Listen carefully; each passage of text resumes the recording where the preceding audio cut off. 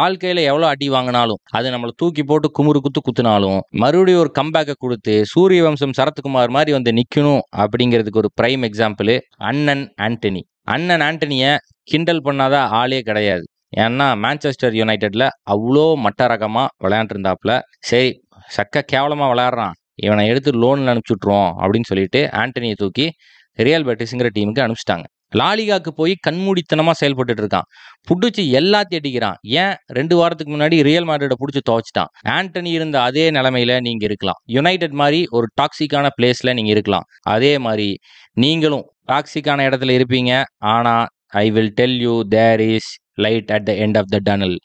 அதாவது மான்செஸ்டர் யுனைடெட்ல ஒரு டாக்ஸிக்கான பிளேஸ்ல ஆண்டனி இருந்து கஷ்டப்பட்டு எல்லாரும் கேலி கிண்டல் பேசி இப்போ ரியல் பெட்டிஸ்ல ஒரு விடிவெள்ளியா ஜொலிக்கிறாப்ல. அதே மாதிரி நீங்களும் ஒரு நாள் உங்க வாழ்க்கையில ஜொலிப்பீங்க அப்படி என்று சொல்லிக்கொண்டு உங்களை உற்சாகப்படுத்த வேண்டியது என்ற கடமை